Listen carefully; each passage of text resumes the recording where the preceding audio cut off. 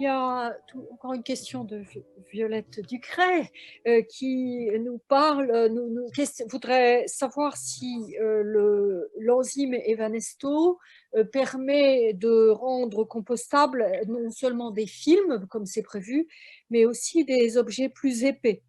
Ensuite, il y a une remarque dont je ne sais pas très bien comment la traiter, qui vient d'Isabelle Desportes de l'ADEME, qui nous dit que on a quand même un peu un problème dans l'obligation qui va arriver donc fin 2023 de valorisation de tout ce qui est biodéchets, puisqu'elle considère que l'essentiel va se passer par du compostage à atomes chez les particuliers.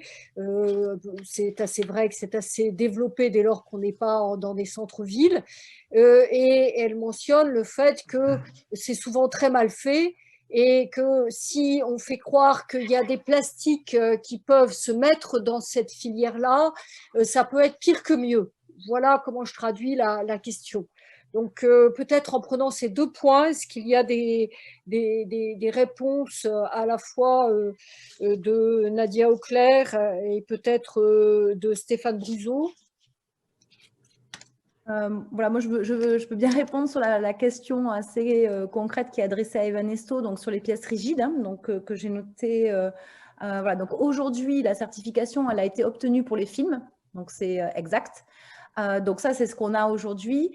Et on aura en début d'année, en fait, des pièces plus rigides, donc des pièces en thermoformage.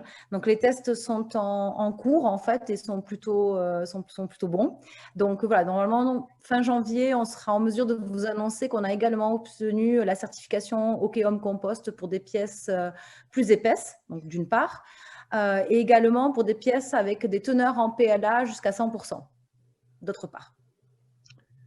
Il y a une question complémentaire sur la biodégradabilité comparée au PHA. Stéphane Bouzou montrait une courbe montrant que le PHA était en milieu aquatique beaucoup plus dégradable que le PLA. Est-ce que le PLA plus Evanesto est beaucoup plus dégradable en milieu aquatique? Non. Ça ne change rien.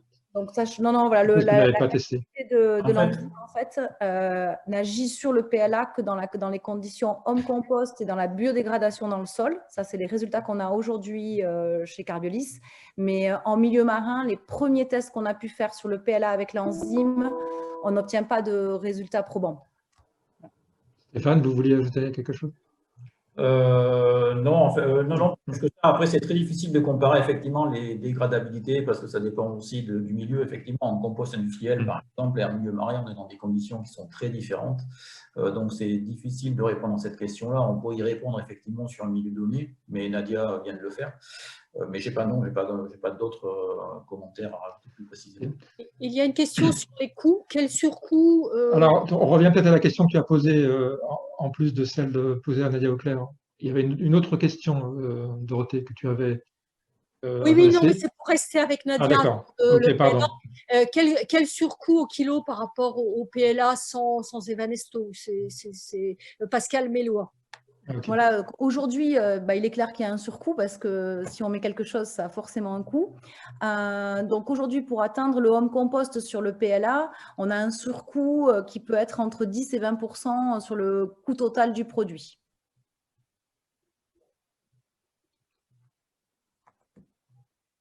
Merci. Alors, qui veut, on reprend la question que tu avais posée initialement?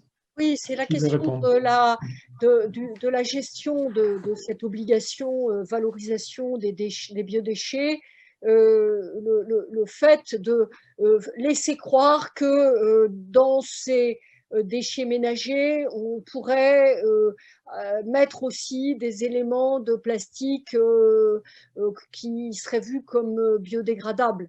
Donc, quel est le risque de ce point de vue-là ?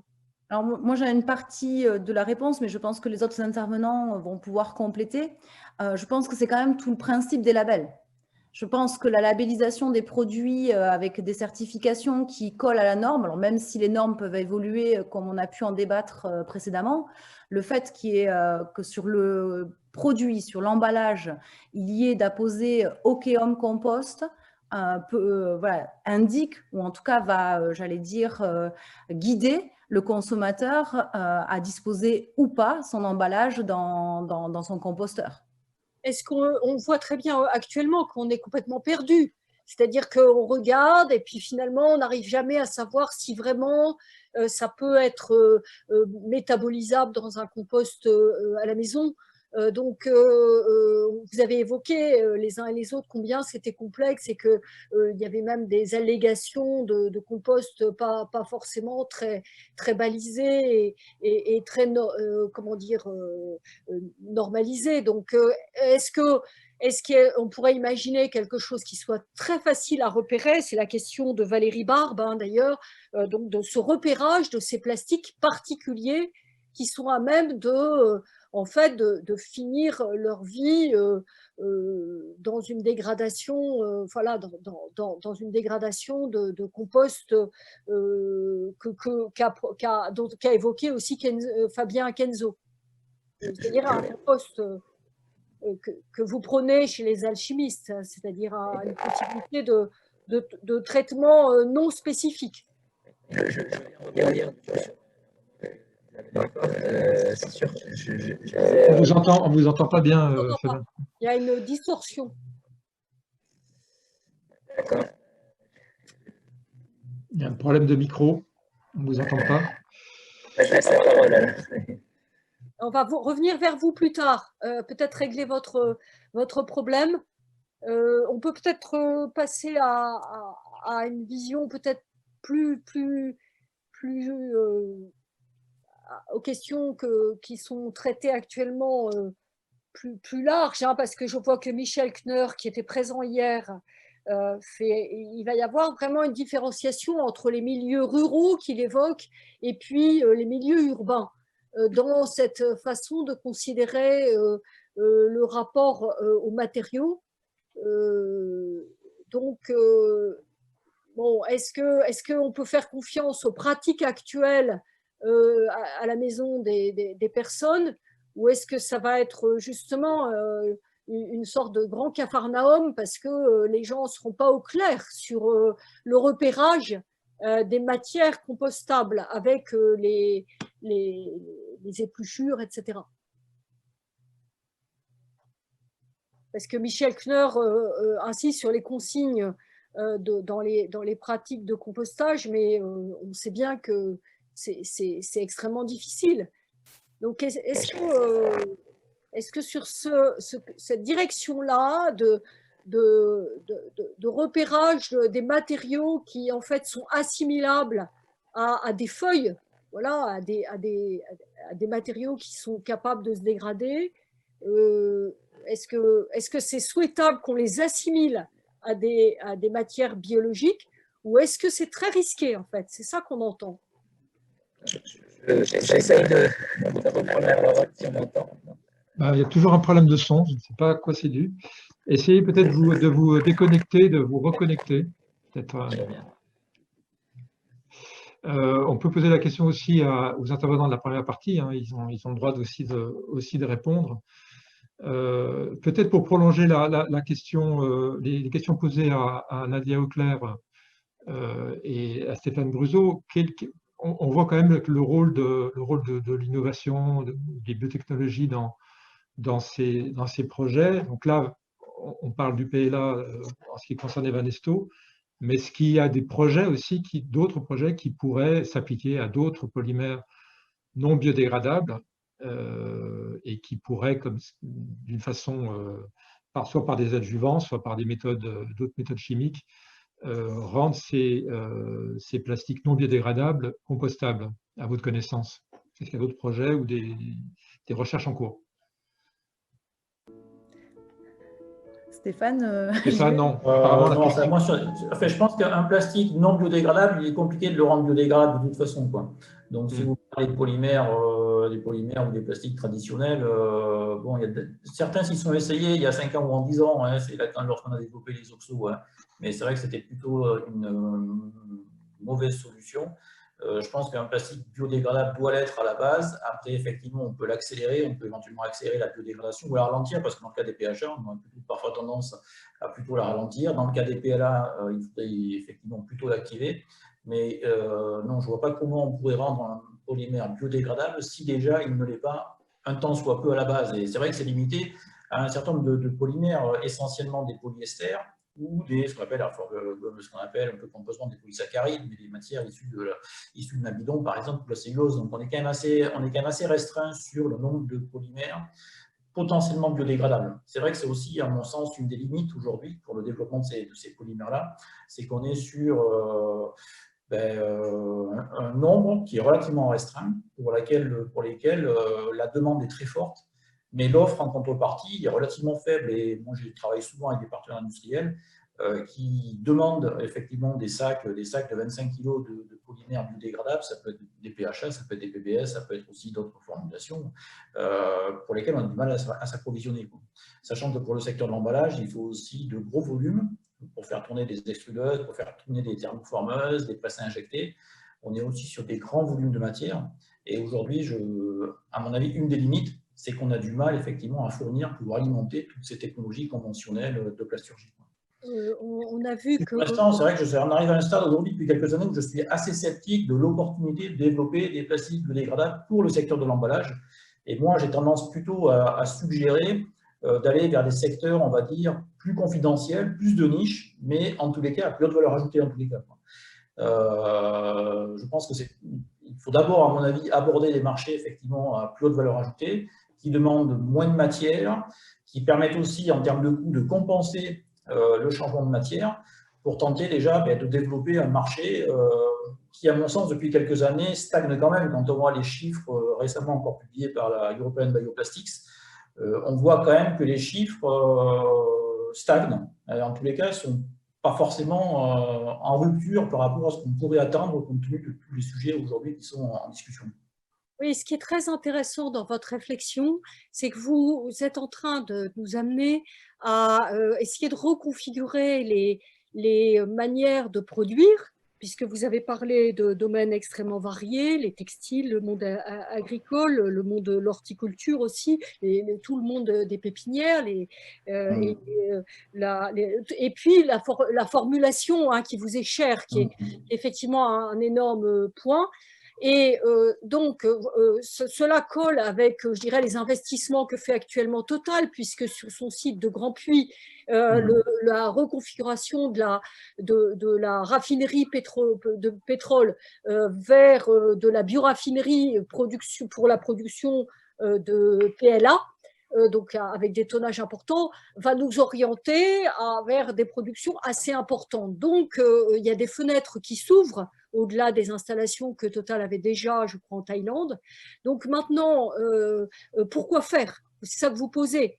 Pourquoi faire et comment est-ce que des objets vont pouvoir se réinventer en devenant, en étant en PLA avec Evanesto inclus, pour pouvoir être en fin de vie, géré correctement en fin de vie?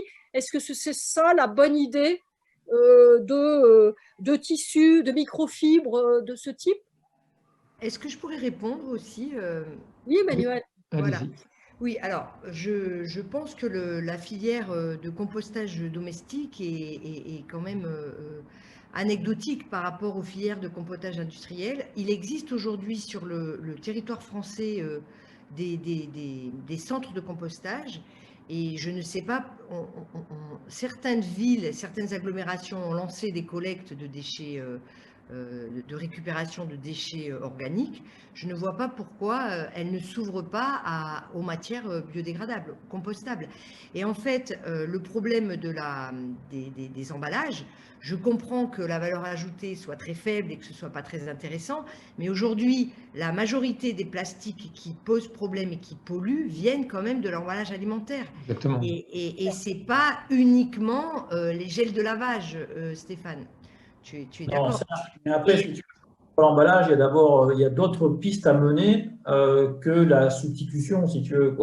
une réduction, Il c'était… y a la piste de la réduction, il y a la piste de la réutilisation, il y a la piste du recyclage, il y a déjà de… La piste du recyclage, avec tous les problèmes de contact alimentaire et de migration, je ne pense pas qu'elle est viable sur du long terme. Parce que tu sais comme moi que le matériau s'épuise et déjà, il y a beaucoup de problèmes de migration non intentionnelle de constituants. Et je ne vois pas pourquoi, en fait, on n'utilise pas ce réseau où tout est quand même… on n'est pas comme dans un cas de compostage domestique, tout est contrôlé, c'est un milieu maîtrisé. Et il existe aussi des centres de méthanisation avec possibilité de terminer la biodégradation. De toute façon, après, les digestats sont traités par compostage systématiquement après. Et là, dans ce cas-là, on a la possibilité d'avoir également une génération de méthane. Et il existe des centres de méthanisation. À Montpellier, là où je vis, il y a le centre Améthyste qui est un centre de méthanisation et qui collecte les déchets organiques et les matériaux biodégradables en même temps. Qu'on donne la parole peut-être à Kenzo Sato qui avait été interrompu. Oui, je vais essayer si on m'entend cette fois-ci. C'est bon, ça, on vous entend. Ok, très bien.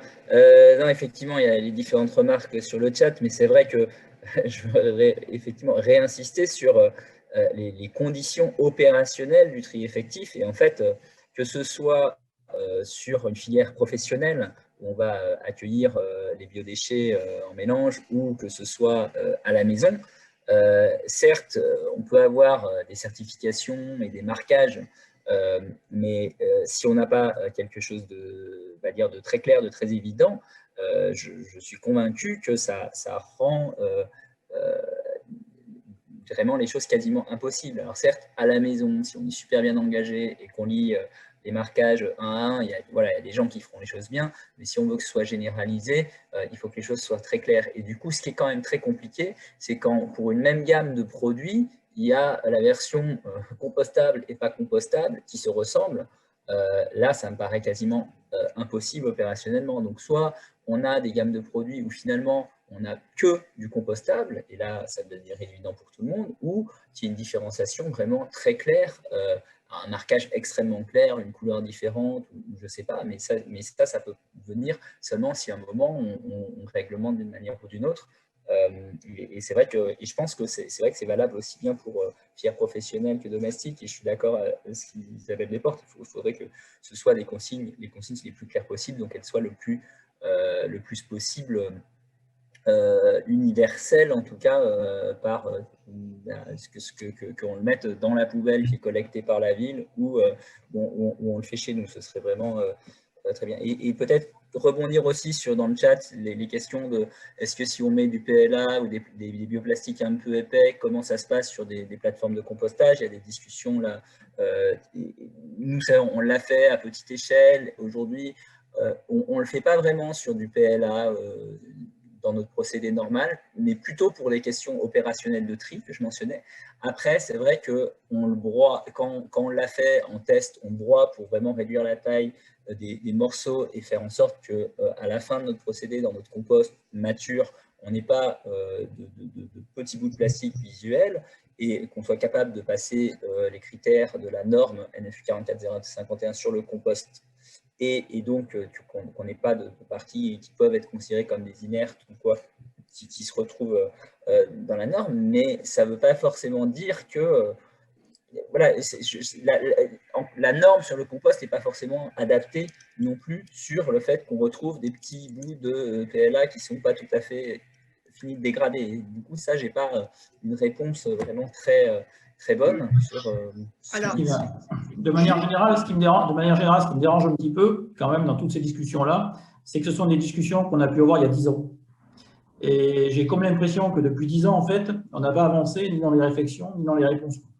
Et je pense quand même qu'il faut aussi s'interroger, quoi. Il faut aussi s'interroger pourquoi depuis 10 ans, 12 ans, que l'on essaie d'engager ces réflexions et ces discussions, pourquoi n'a-t-on pas avancé? Mais parce que je pense qu'il faut que chacun d'entre nous, la communauté des biodégrades de manière générale, puisse aussi se remettre en question et se demande pourquoi on n'a pas avancé depuis 10 ans.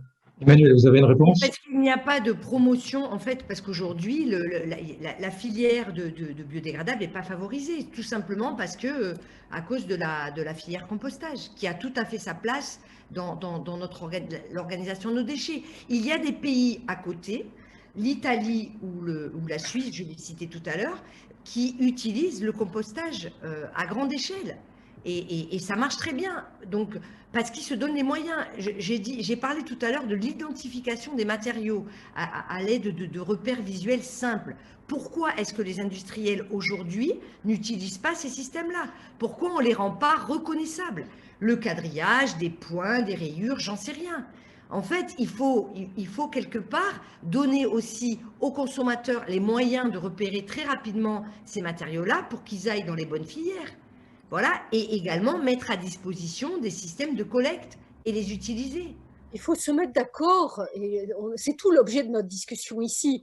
Il faut se mettre d'accord sur trouver des accords collectifs pour que, d'une part, il y ait le repérage de ces matières nouvelles, qu'il y ait des filières adaptées pour qu'elles ne soient pas traitées par-dessus la jambe sans précaution ni rien et mal interprétées.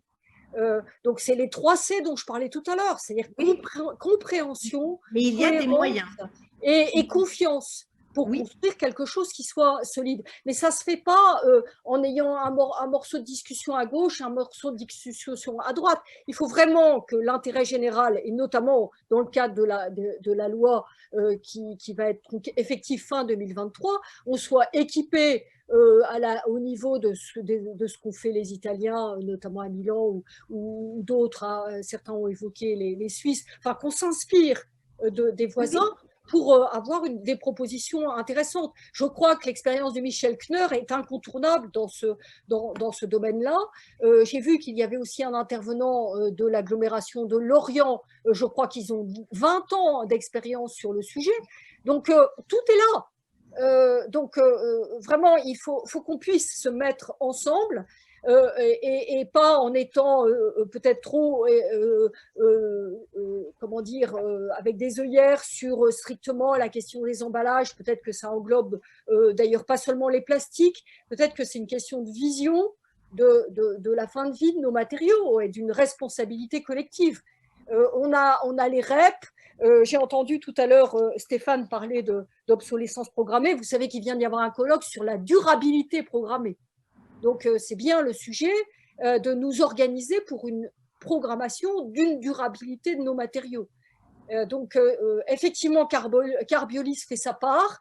Chacun peut faire sa part. Et le paysage, il faut pouvoir se le décrire, se le donner en partage pour qu'on puisse ensemble voir quelles sont les propositions les plus ajustées. Mais ce n'est pas la proposition d'un tel ou d'un autre qui va pouvoir se faire de manière anarchique. Donc, structurer une discussion pour faire des propositions en lien avec le CNA qui travaille sur ces sujets, c'est complètement d'actualité. Et je pense qu'il ne faut pas prendre exemple aux pays du nord de l'Europe qui, eux, ne compostent absolument pas et qui ont tout misé sur le recyclage et où l'utilisation de plastique n'a absolument pas baissé. Il faut plutôt prendre exemple sur d'autres pays autour de nous. Et moi, contrairement à ce que tu dis, Stéphane, je trouve que c'est déjà bien que les plastiques biodégradables existent toujours. Et qu'on continue à travailler là-dessus en France, parce que quelque part, tout nous pousserait à arrêter, justement. Parce qu'on n'est pas aidé. Voilà, il ne se passe rien. Alors, c'est vrai qu'aujourd'hui, ça représente toujours 0,45% des plastiques totaux à l'échelle mondiale. N'oublions pas aussi que la solution de facilité, c'est d'incinérer. Les pays du Nord incinèrent beaucoup aussi. Oui, donc, bien sûr, incinération et recyclage. Mais du coup, ils utilisent toujours autant de plastique. Parce que alors, moi, je trouve très intéressant parce que la question qu'a posée Stéphane entraîne beaucoup d'interprétations. Vous avez celle de Jean-Pierre Racoutz qui dit que le retard est peut-être dû à ce que l'éco-organisme en France n'a jamais véritablement porté ce sujet. Vous avez Alice Godet qui suggère de regarder du côté des évolutions réglementaires. Vous avez l'intervention de Christophe de Boissoudy. C'est un très bon début, cette question.